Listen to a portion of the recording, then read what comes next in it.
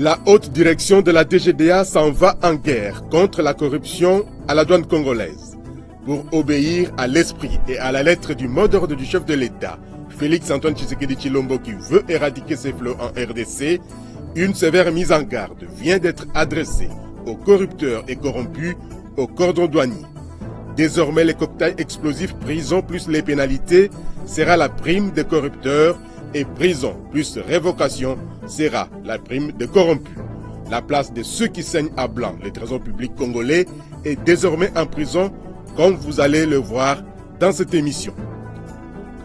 Sur instruction personnelle du chef de l'État Félix-Antoine Tshisekedi Tshilombo, dans le cadre de son programme des 100 premiers jours, le camp Tchatchi, voisin de la cité de l'Union africaine où réside le chef de l'État, va se doter dans quelques mois des infrastructures hospitalières et scolaires modernes.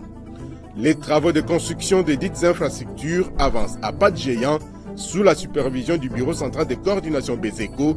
Ces titres et bien d'autres vous seront développés dans le corps de ce magazine Fiscalité et développement que vous présente Didi Mavambu.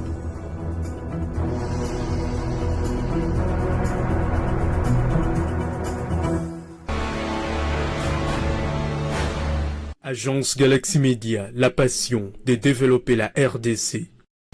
Très heureux de vous retrouver dans ce nouveau numéro du magazine Fiscalité et Développement. Les corrupteurs habitués à saigner à blanc le trésor public ont l'oreille dure face à leur intransigeance devenue seconde nature. La haute direction de douanes et axes vient de décréter la tolérance zéro aux opérateurs économiques corrupteurs et aux douaniers corrompus.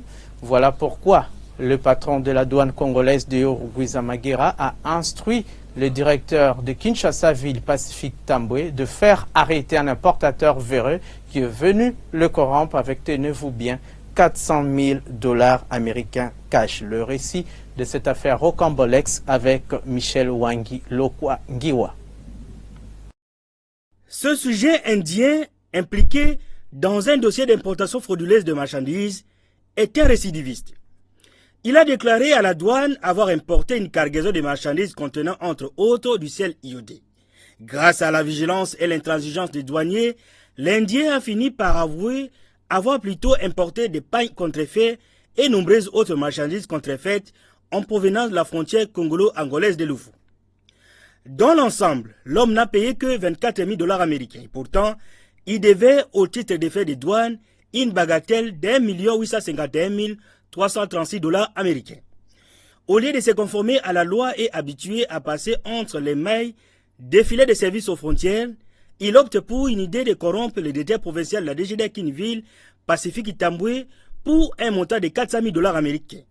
Et ce, après avoir exercé un véritable chantage d'escrocs assorti des menaces de mort s'il ne libérait pas ses marchandises. Très choqué par les menaces d'un subversif de surcroît expatrié qui cherche à fouler aux pieds les lois de la République, le directeur Tambwe décide de porter l'affaire à la sanction du numéro 1 de la douane congolaise de Rugwizamagera qui, sans tarder, appelle les autorités de la police judiciaire pour qu'elles puissent tendre un guet-apens aux fraudeurs et l'arrêter la main dans le sac avec ses 400 000 $ américains dans le bureau du directeur provincial Pacifique Tambwe pour que cette arrestation serve d'avertissement à tous les corrupteurs et corrompus qui saignent à blanc les recettes douanières en RDC. Ce qui fut fait avec professionnalisme sous les objectifs des caméras et appareils photo des journalistes. Cela fait entrer l'important de marchandises, de tissus imprimés, beaucoup de marchandises par l'eau. Il déclarait cela comme une pucelle. Vous voyez un lot important. L'évaluation des droits faite, c'est plus ou moins 1 800 quelques, 900 quelques mille $. Des droits. Les pénalités au minimum d'une fois. C'est plus ou moins 8 millions et quelques. Dans l'ensemble, ça fait 10 millions de $. Ok. J'ai tout fait pour les persuader de signer les PV. Ils hésitaient, ne faisaient même pas voir. N'est-ce pas? Par après, j'ai commencé à recevoir des appels anonymes, mais menaçants même. J'ai dit, ok, si c'est ça, nous allons jusqu'au bout de votre logique. De cette imposé, il dit, donne au moins, non, sinon, vouloir ou pas, tout au plus 550 000 $. Il a amené 400 avec la promesse de nous ramener. La différence, c'est vendredi. Mais qu'on décèle l'entrepôt, ces dépôts. C'est-à-dire qu'en avec les DG qui surveillent aussi déjà les dossiers, en collaboration avec la police judiciaire. Ah, d'accord. Oui, c'est le général. Le général Iguaké. La fragrance étant constatée et consommée, l'incivique est directement mis aux arrêts. Seulement voilà, il doit payer, hormis les frais de douane, des pénalités qui vont avoisiner les 10 millions de dollars américains conformément au code douanier. Ces jolis coups de filet est précurseur d'une série d'actions similaires que la haute hiérarchie de la douane a déjà planifiées et compte mener dans les jours à venir pour décourager les fraudeurs ou autres contrebandiers qui se comportent comme des inciviques avérés dans tous les postes frontaliers de la RDC. Duralex, c'est l'ex, la loi est dure mais c'est la loi. La rigueur de la loi découragera in fine tous ceux qui s'hasarderaient encore à emprunter ce même chemin qui prive l'État des moyens financiers susceptibles de réaliser son programme de développement. Un homme averti en vaut des ditons. À la DGDA, les corrupteurs et corrompus sont prévenus qu'ils n'ont plus le droit à l'erreur. Désormais, l'épée de Damoclès est suspendue sur leur tête, qui peuvent être tranchées à tout moment pour protéger l'intérêt supérieur de la nation. Et puis dans sa note de service numéro 182 du 18 avril 2019, le directeur général de la DGDA de Rugwiza Maghera avait suspendu momentanément le paiement de la prime spéciale de stimulation en faveur des cadres et agents de l'administration centrale. Cette décision avait suscité des mécontentements dans le chef de ceux n'en bénéficiant pas, mais aussi dans le chef de bénéficiaires qui commençaient déjà à remuer ciel et terre pour la réhabilitation de leurs droits acquis, disait-il. Ce qu'ils ne savaient pas, c'est que cette prime était une injustice sociale, d'autant plus que la majorité de leurs collègues, aussi bien à Kinshasa qu'en province, ne touchaient pas cette prime, et pourtant, ils sont aussi douaniers comme eux, jouissant de mêmes avantages. Pour rétablir la justice sociale ainsi observée, le patron de la douane congolaise moderne a convoqué en date du jeudi 2 mai 2019 en son cabinet de travail tous les délégués syndicaux de toutes les provinces douanières du pays à qui il a expliqué chiffre à l'appui le pourquoi de sa décision. À l'issue de cette réunion marathon, tous les délégués syndicaux ont applaudi de deux mains les mesures prises par la haute hiérarchie en vue de primer tous les douaniers congolais sans discrimination. Aujourd'hui, un calme d'esprit et de cœur est observé partout à la DGDA, consolidant ainsi la paix sociale qui règne au sein de cette régie financière depuis l'avènement de Deo Rugwiza Maghera à la tête de la douane congolaise. Soucieuse d'accompagner les actions du gouvernement de la République, la douane congolaise a participé à la deuxième édition des Journées Portes Ouvertes de l'Agence nationale pour la promotion des investissements ANAPI. C'était du 9 au 11 mai 2019 à son siège à Kinshasa, Gombe. À cette occasion, le directeur général adjoint de douanes et axes en charge de l'administration et finances, Jean-Baptiste Nkongolo Kabila Mouchi, a expliqué au cours d'un point de presse les différentes innovations initiées dans le cadre de la réforme douanière pour améliorer notablement le climat des affaires en RDC. Les détails sont dans ce reportage de Philo Choleba Peke Unkani sur les images d'Etienne Abenga Kumba Chuma. Le directeur général adjoint de douane et axes en charge de l'administration et finances, Jean-Baptiste Nkongolo Kabila, a rappelé au chevalier de la plume les réformes menées par sa régie financière. Nous avons essayé de pouvoir donner au public qui était devant nous les informations nécessaires, notamment sur les réformes juridiques et les réformes structurelles, mais aussi les réformes liées à la modernisation, à l'informatisation des procédures, etc. S'agissant des impacts positifs du suivi électronique des cargaisons en transit par les logiciels Sidonia World en vue de fluidifier les formalités des dédouanements, les numéros 2 de la douane congolaise précisent ce qui suit. En fait, c'est un système, donc une initiative électronique de COMESA qui a pour rôle de pouvoir faciliter les procédures au niveau des frontières dans des différents pays, surtout les pays de l'Afrique centrale et de l'Afrique australe. Faciliter signifie simplifier. Faciliter signifie normaliser. Faciliter signifie harmoniser les procédures. C'est en principe cela.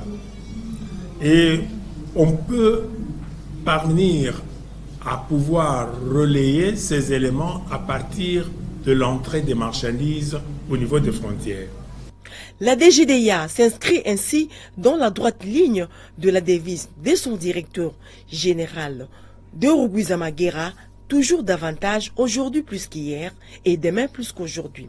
Et ces journées portes ouvertes constituent une opportunité pour sensibiliser davantage l'opinion, voire les cibles, en l'occurrence les opérateurs économiques, les politiques, ainsi que la population sur l'importance des innovations apportées dans le travail des douaniers. La Direction générale des impôts a pris elle aussi part active aux journées portes ouvertes organisées par l'ANAPI. L'administration fiscale congolaise a profité de cette occasion pour expliquer aux visiteurs, surtout aux opérateurs économiques, l'importance et l'apport de cette régie financière pour l'amélioration du climat des affaires en RDC. On écoute à ce sujet le chef de division ad interim de la cellule de communication et documentation de la DGI, Poe Mbombi, au micro de Philo Cholé Papeke Unkani. La DGI intervient dans ces 3 journées portes ouvertes pour vulgariser les différentes mesures prises par le gouvernement dans le cadre de l'amélioration du climat des affaires, spécialement sur 2 indicateurs. Il y a l'indicateur création d'entreprise en concert avec le guichet unique de création d'entreprise. La DG intervient dans le cadre de l'attribution des numéros impôts. Et également dans le cadre de l'indicateur paiement des impôts et taxes avec les 3 services dans le cadre de la DGI et les trois autres services intervient pour faire voir au public les innovations intervenues pour la création du guichet unique de paiement des impôts, taxes, contributions patronales et cotisations sur les rémunérations. C'est dans ce sens-là que la DGI intervient dans ces 3 journées portes ouvertes. Ils peuvent approcher la DGI pour voir les innovations, les mesures fiscales prises par le gouvernement qui est vulgarisée à travers la DGI et prise en charge également par la DGI. Il y a aussi certaines innovations de la loi des finances, la réduction du taux de l'impôt sur les bénéfices et profits de 35 à 30%.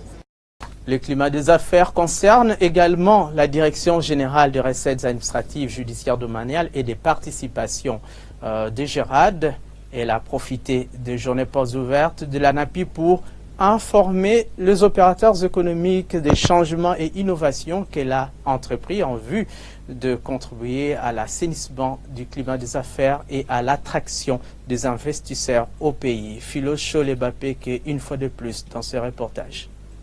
La Direction générale de recettes administratives, judiciaires, domaniales et des participations des GERAD, qui a pour mission de collecter les recettes non fiscales de l'État, a profité de ces rendez-vous pour communiquer avec les opérateurs économiques et aux assujettis sur les réformes entreprises à son sein. Le GERAD a beaucoup travaillé par rapport à sa nomenclature. Actuellement, nous avons pratiquement 247 droits, taxes et redevances. Et toutes les 247 droits, taxes et redevances n'est pas payé pour un seul individu. Donc il y a chaque société qui vient, qui arrive, c'est-à-dire ce n'est pas pour une seule personne. On peut être dans un secteur, soit dans le secteur de l'environnement, dans le secteur des mines. Chaque secteur, quand un opérateur vient dans le secteur, il a un nombre limité de taxes qu'il doit payer dans son secteur d'activité. Naturellement, nous sommes parmi les 3 structures pourvoyeurs du budget principalement de l'État. Parce qu'en fait, la DGRAD émane en fait des recettes qui étaient collectées par les services sectoriels. Non, les services sectoriels ne collectaient pas, ils n'avaient pas les compétences de collecter.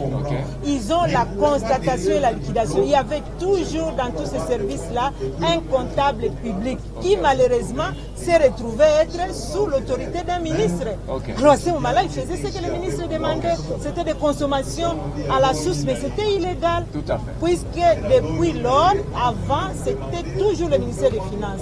Et maintenant, là, nous travaillons pour le ministère des Finances. Donc, ce sont les attributions du ministère des Finances. Les équipes de la DGRAD présentes à ces journées portes ouvertes de l'ANAPI ont distribué aux visiteurs des dépliants qui expliquent les missions et les procédures des paiements de droits, taxes et redevances dues à cette régie financière. En effet, les effets de maximisation des recettes non fiscales passent aussi par cet exercice de communication.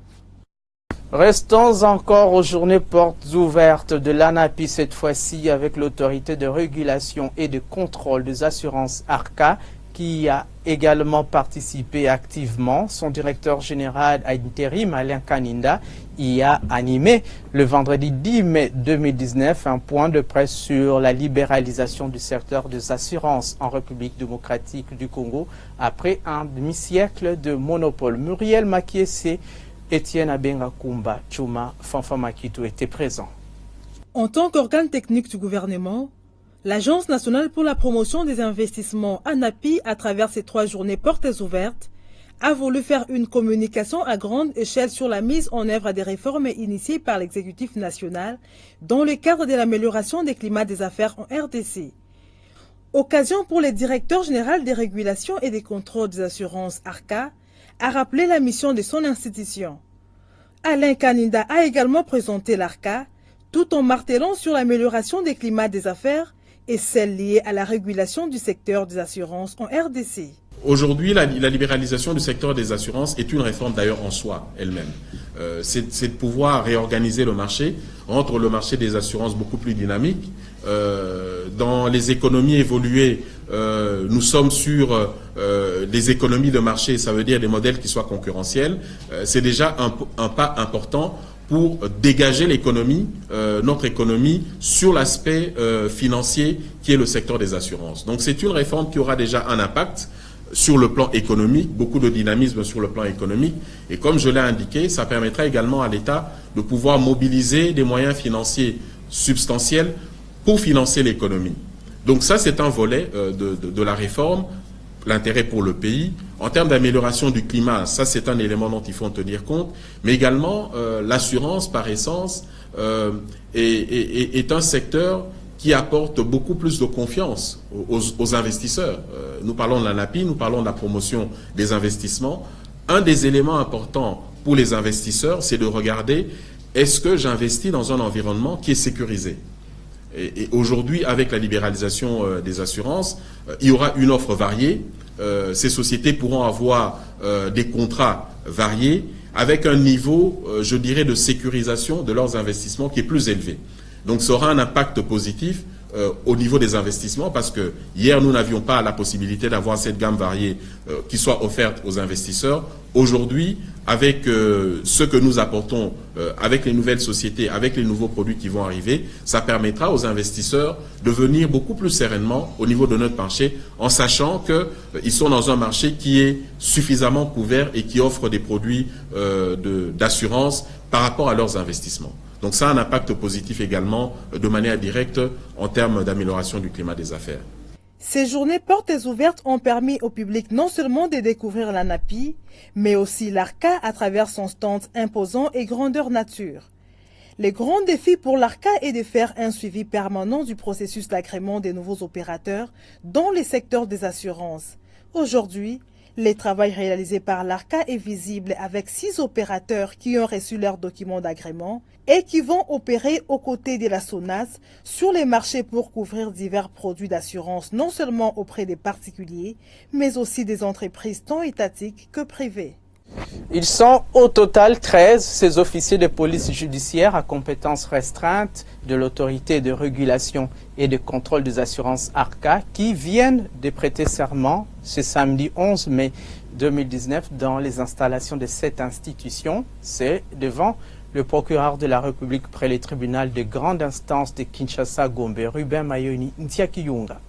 L'exemple vient d'en haut, dit-on, il était le premier de tous à prêter serment en qualité d'officier de police judiciaire à compétences restreintes. Je jure obéissance à la Constitution et aux lois de la République démocratique du Congo, de remplir fidèlement les fonctions qui me sont confiées et d'en rendre loyalement compte à l'officier du ministère public. Je prends acte de votre prestation de serment en qualité d'officier de police judiciaire en compétences restreintes. Mes félicitations. Vient ensuite le tour des 12 autres assermentés de prêter le même serment, comme le directeur général Alain Kaninda. À quoi seront-ils appelés maintenant que ces contrôleurs sont revêtus de pouvoirs judiciaires? La mission du contrôleur de l'ARCA consiste, de manière générale, à superviser le bon fonctionnement du secteur des assurances, mais surtout, en particulier, à surveiller et à contrôler les différents opérateurs d'assurance qui sont autorisés à fonctionner sur notre marché. Au mieux, la mission des analystes, des contrôleurs de l'ARCA est également d'assurer la protection des différents assurés en veillant à la solvabilité permanente des opérateurs d'assurance. Il est donc important que les opérateurs d'assurance réalisent que les contrôleurs ne sont pas simplement dotés d'un pouvoir de contrôle tel que fixé par le décret, mais qu'à travers la cérémonie d'aujourd'hui, ces analystes et ces contrôleurs seront investis d'un pouvoir judiciaire leur permettant de constater des infractions, de verbaliser et de traduire les opérateurs devant le parquet. Après avoir rappelé les 3 volets du processus de libéralisation du secteur des assurances en RDC, le patron de l'ARCA s'est adressé à ses collègues officiers de police judiciaire. Chers collègues, nous pensons que vous mesurez le poids des responsabilités qui sont les vôtres, car il est important de lever toute équivoque. Le statut d'officier de police judiciaire n'est pas un privilège, mais c'est une responsabilité. Un analyste contrôleur doté des pouvoirs d'un officier de police judiciaire doit transpirer l'intégrité, l'honnêteté et l'impartialité. En sa qualité de procureur de la République, conformément à l'article 7 de l'ordonnance numéro 78-289 du 3 juillet 1979 relative à l'exercice des attributions d'officiers et agents de police judiciaire près les juridictions des droits communs, Yves Mouepou Ilunga a invité les assermentés au respect de la loi et d'être les traumatismes permanents pour ceux qui vont enfreindre à la loi en matière d'assurance. Vous êtes officier de police judiciaire de par la loi. Voilà pourquoi cette loi doit demeurer votre guide dans toutes les actions que vous allez mener à partir de ces jours. Vous devez être réellement les traumatismes permanents pour les infracteurs. Votre mission est d'accompagner l'officier du ministère public dans la recherche des infractions, rassembler les preuves et déférer devant l'autorité compétente tous ces infracteurs présumés. Mais comment y arriver? Pour y parvenir, vous êtes appelé à être loyal envers les institutions de la République. Vous devez être, comme le directeur général l'a dit ici, être intègre et impartial. Par votre habilitation et par ces serments que je viens de recevoir, vous venez d'entrer dans la grande famille judiciaire. Vous accompagnerez donc l'officier du ministère public dans sa mission. Et par conséquent, vous êtes les bras, vous êtes l'œil, vous êtes l'oreille et la main, pourquoi pas les pieds de l'officier du ministère public. Toutes ces avancées témoignent à suffisance que la libéralisation du secteur des assurances en RDC est plus qu'une réalité, ce grâce à la capacité managériale dont fait montre la haute direction de l'ARCA, dirigée de main de maître par Alain Kaninda, directeur général. Autre chose à présent, au camp Colonel Tchachi, les travaux de construction de nouveaux bâtiments du centre de santé des références et de l'Institut technique et professionnel avancent normalement. Une importante équipe du Bureau central de coordination BCECO, en sa qualité de maître d'ouvrage délégué, est descendue sur le lieu pour en évaluer le niveau de l'exécution. Ces projets s'inscrivent dans le cadre des 100 jours du programme du chef de l'État Félix Antoine Tshisekedi Tshilombo. Reportage.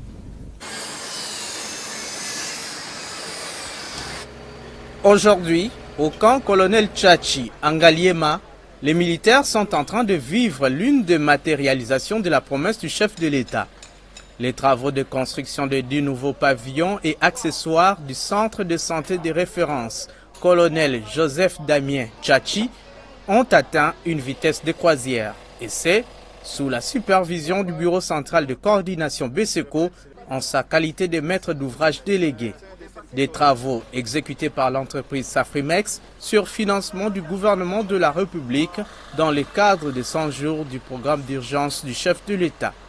Ces chantiers a fait l'objet d'une visite d'évaluation conduite par le directeur général du BCECO, l'ingénieur Théophile Matondo Mbongu, accompagné du représentant du ministère de la Santé publique. Ce centre de santé militaire va se doter des infrastructures modernes et équipées suivant les standards internationaux. Il y aura une morgue, un pavillon VIP pour les officiers, une salle de chirurgie et médecine interne, une imagerie médicale et banque de sang, une salle d'urgence et réanimation, une pédiatrie et administration, un bloc opératoire, une vianderie, cuisine et cafétéria, une pharmacie et salle de soins, une unité de mondialyse ainsi que de médecins de services ordinaires et services spécialisés. Bon, cet espace que vous voyez un peu ténébreux comme ça, dans 2-3 mois, si vous revenez ici, vous allez vous retrouver comme en Europe là, parce qu'on veut faire un hôpital standing. Standing, tout est vraiment standing. Hein, vous allez voir, ça c'est le premier bâtiment qui est en train de se terminer. On aura la menuiserie en alu, des carreaux, ça va être formidable. Tout est centré, ça c'est vraiment centré, centralisé dans ce bâtiment que vous avez vu là-bas. Mais ici il y a des blocs, ici par exemple c'est la salle d'urgence, là c'est la pédiatrie, ainsi de suite. Il y a la morgue, il y a même pour les dialyses, tout ça, tout est prévu ici. Donc ça va être un hôpital digne de ce nom. À côté de la construction de ces nouvelles infrastructures hospitalières, il est prévu également la réhabilitation d'anciens bâtiments du centre de santé de référence Colonel Joseph Damien Tchachi. Mais les travaux ne peuvent démarrer qu'après la fin de la construction de nouveaux bâtiments, en vue de répondre à l'exigence de déplacer les patients, comme certains installés dans ces tentes, faute d'espace. Le deuxième chantier au camp Colonel Tchachi, promesse du chef de l'État, c'est la construction de l'Institut technique et professionnel ITP par l'entreprise Safrimex, toujours sous la supervision du BCECO sur financement du Trésor public. 14 salles de classe réparties dans 3 bâtiments sont en pleine construction. Le 4e bâtiment devra abriter 3 ateliers, une salle informatique, l'administration et les sanitaires. La réhabilitation des écoles primaires et de la maternelle est aussi prévue. Mais cela ne pourra se réaliser qu'après la fin de la construction de l'ITP. Nous avons bon nombre d'élèves qui veulent bien étudier, mais le problème d'infrastructure pose problème. C'est la difficulté que nous avons. Nous n'avons pas assez de bancs, nous n'avons pas assez de locaux pour faire fonctionner ces écoles. Mais vous voyez, même à l'école primaire, les élèves sont nombreux, ils sont même assis au sol. Nous pensons que l'année prochaine, ce problème ne se posera pas. C'est pourquoi nous vous disons que nous sommes très fiers de ce programme que le chef de l'État a mis un accent particulier et nous continuons à applaudir.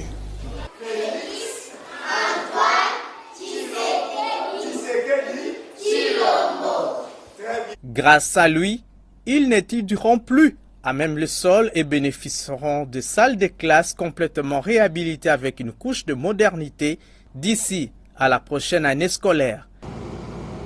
La délégation a poursuivi sa tournée d'évaluation de projets inscrits dans le cadre des 100 jours du programme d'urgence du président de la République dans le secteur de la santé. Elle a tour à tour visité le centre de santé de référence de Bangu à Binza Delvo dans la commune de Ngaliema et le centre de santé de référence de Kimbondo dans la zone de santé de Mongafula 2. Ces infrastructures sanitaires devront être réhabilitées dans l'idéal d'administrer des soins de santé de qualité aux populations dans des installations dignes d'un grand pays à l'ère de Félix Antoine Tshisekedi Tshilombo. Si vous êtes industriel exerçant en République démocratique du Congo, rassurez-vous que vous êtes assujetti au paiement de la taxe de promotion de l'industrie locale TPIL pour les ventes de vos produits sur le marché local. Dans ce cas, collectez et reversez mensuellement la taxe de promotion de l'industrie locale au taux de 2% du prix du revient industriel. C'est contribuer à la pérennisation du cycle de financement des projets industriels en RD Congo. Tenez, la taxe de promotion de l'industrie locale est une parafiscalité préaffectée au financement des projets industriels. Ceci est un message du Fonds de promotion de l'industrie. FPI, votre partenaire privilégié pour la réussite de vos projets.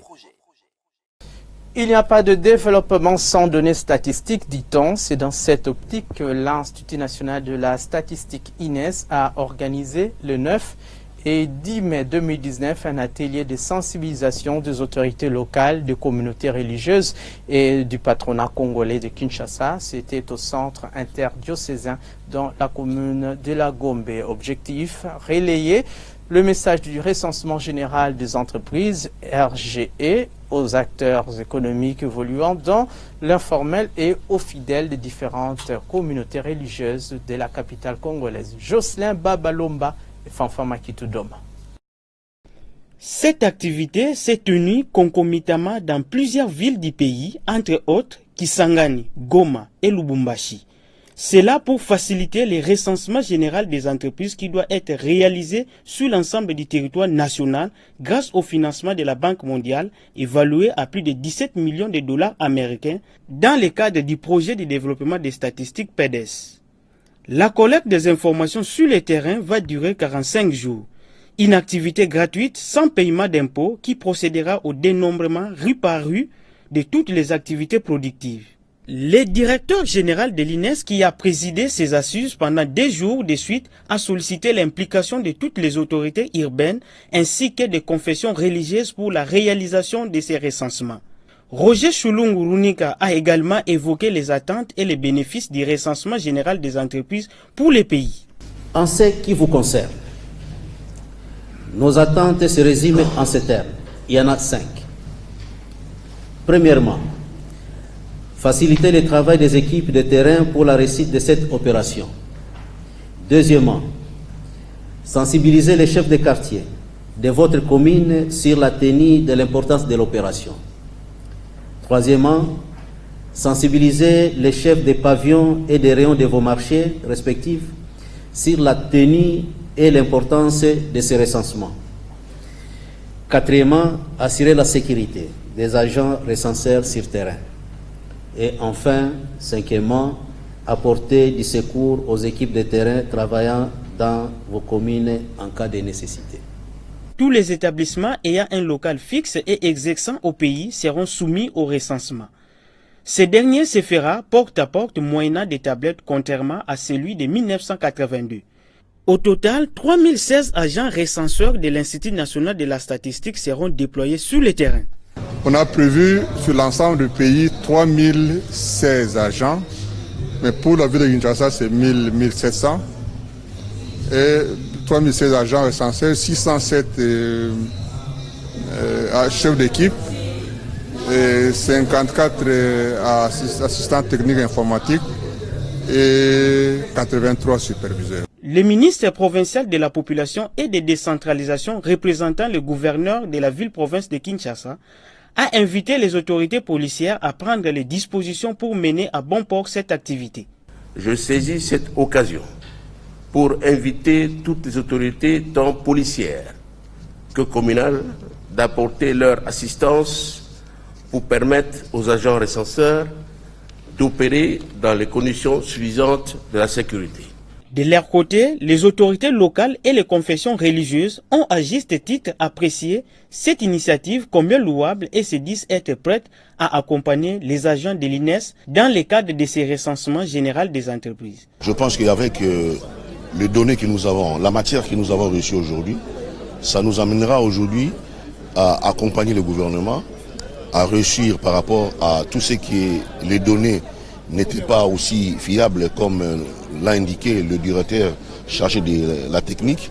Mais aujourd'hui, nous nous vantons que, juste après la dite cérémonie, que la ville ou le pays sera doté vraiment de statistiques correctes. La finalité de cette opération est de doter la République démocratique du Congo d'un répertoire fiable de toutes les unités productives privées opérant au pays. Au comité d'orientation de la réforme des finances publiques, COREF, l'heure est à l'évaluation des projets de renforcement de la redevabilité et de la gestion des finances publiques Profit Congo. C'est sur cette note satisfaisante que s'est clôturée la mission de supervision de la Banque mondiale qui a échangé avec les responsables du projet Profit Congo et l'ensemble des bénéficiaires de ces projets sur le bilan depuis le financement initial de 2014 à 2018. C'était du 6 au 12 mai 2019 au siège du COREF. Patience, Vumi Yaboko Lesseine Bumba Angelani. Au cours de cette revue, cette mission de supervision de la Banque mondiale, conduite par Saïdou Diop, a, avec le staff du projet de renforcement des capacités de la redevabilité et de la gestion des finances publiques, Profit Congo, évalué avec l'ensemble des bénéficiaires le bilan et les perspectives d'avenir de ce projet. Après 5 jours d'échange, il ressort que des progrès importants ont été enregistrés dans l'amélioration des finances publiques et de la redevabilité en République démocratique du Congo grâce à Profit Congo, ce malgré les difficultés et contraintes rencontrées dans son exécution. Satisfait des bailleurs financiers et techniques. Nous avons noté des progrès importants qui ont été réalisés par le projet Profit Congo ici en RDC. On peut citer notamment le renforcement des capacités budgétaires des ministères sectoriels à travers la mise en place des directions administratives et financières. Aujourd'hui, nous avons 11 directions administratives et financières qui sont installées et qui sont véritablement opérationnelles, qui ont pris en charge les questions budgétaires de leur ministère.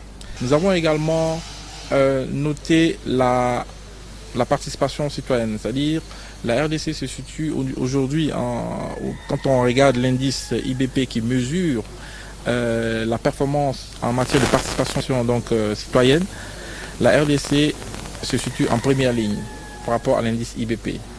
D'autant plus qu'avec l'appui du projet Profit Congo, aujourd'hui la société civile participe à l'ensemble du processus budgétaire. Nous avons également au niveau du projet Profit Congo appuyé l'ensemble des corps de contrôle. Parmi les grandes réalisations du projet Profit Congo, on note la mise en œuvre du budget participatif, mode de gestion qui implique la population à la base dans la gestion des finances publiques. Le projet a également initié ce qu'on appelle le budget participatif, surtout au niveau des entités territoriales décentralisées, aussi bien au niveau de Kinshasa que de certaines provinces. Donc cette initiative permet aux citoyens congolais de participer activement au choix des investissements locaux prioritaires dans les différentes entités territoriales décentralisées. Et également, ils ont l'occasion de rendre redevables leurs autorités locales à travers ce qu'on appelait les tribunes d'expression populaire. Depuis sa mise en œuvre en 2014, le projet Profit Congo a également introduit et appuyé plusieurs réformes au niveau provincial.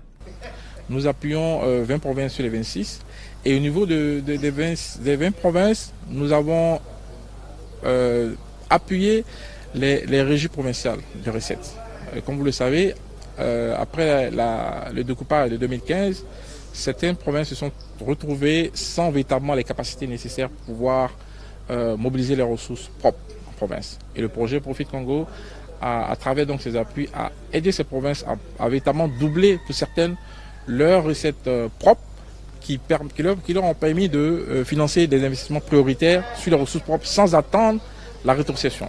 Pour Godefroy Missinga, coordonnateur national du COREF, les résultats escomptés du projet Profit Congo sont les fruits d'une parfaite collaboration de toutes les parties prenantes. Nous souhaiterions que cette collaboration se poursuive parce que nous considérons que là où nous sommes, ce n'est qu'une étape et nous devons continuer sur cette bonne voie afin de fournir à la population les nécessaires, comme nous le disons, que les finances publiques devraient être un instrument qui doit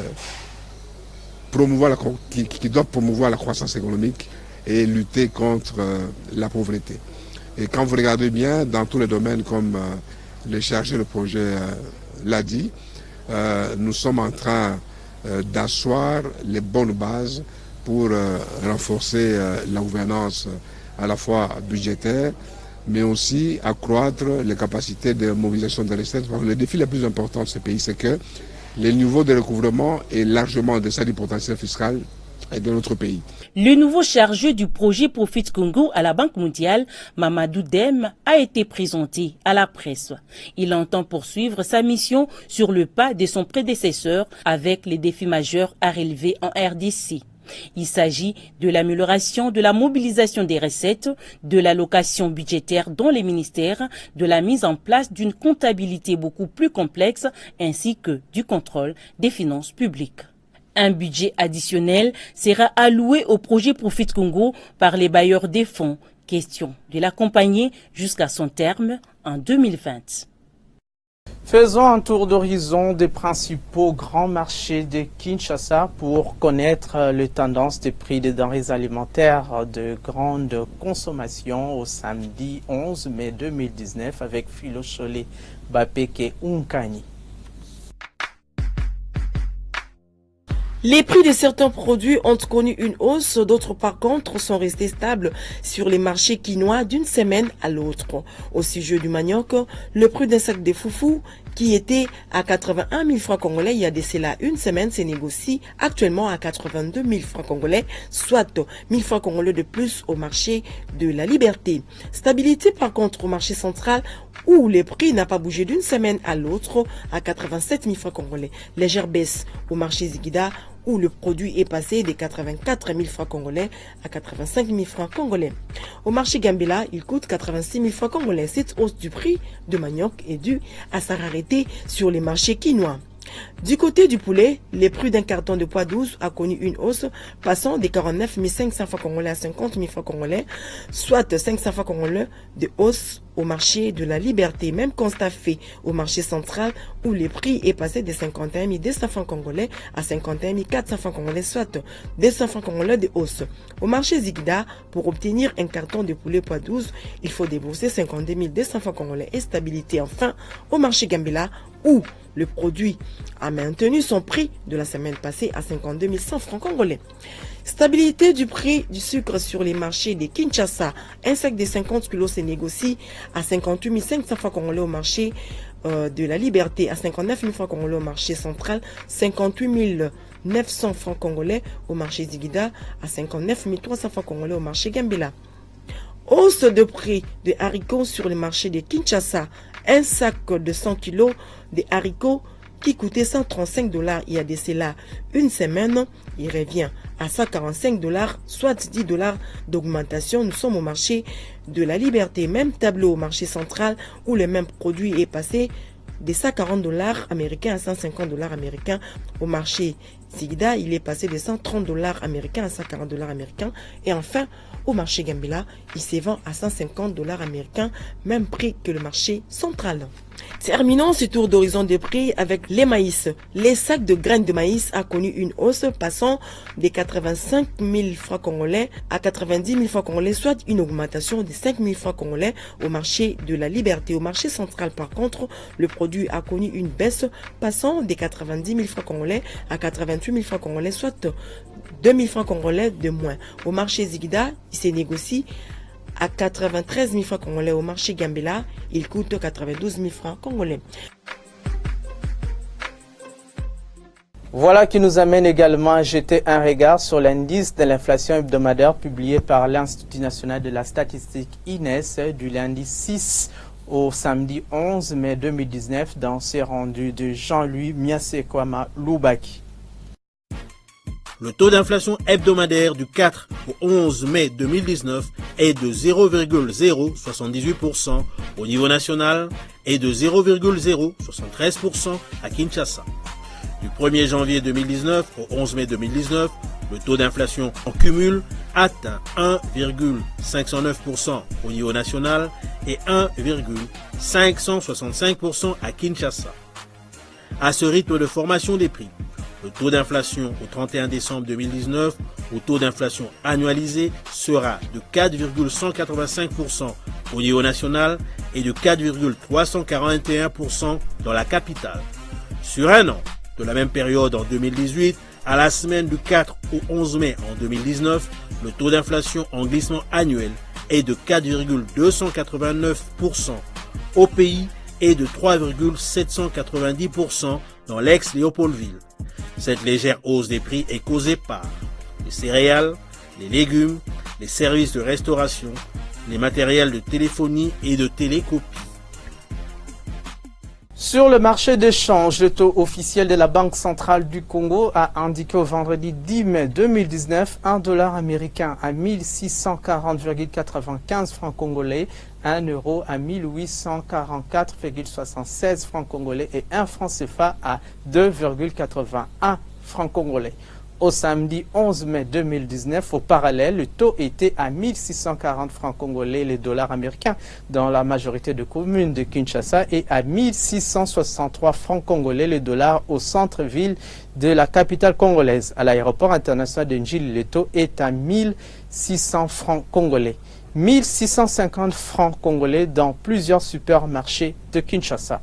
Nous sommes à Bandundu-Ville, chef-lieu de la province du Kwilu, où le billet vert s'est changé à 1600 francs congolais. À Bunia, précisément dans la province de l'Ituri, le dollar américain s'est négocié à 1620 francs congolais, même taux constaté à Likasi dans la province du Haut-Katanga. À Kolwezi, dans le Lualaba, la monnaie américaine a valu 1630 francs congolais. À Chikapa, dans la province du Kasaï, le taux était à 1635 francs congolais. Enfin, le pic du taux d'échange à l'intérieur du pays a été observé à Isangi, dans la province de la Chopo, où $1 américain s'est changé à 1650 francs congolais.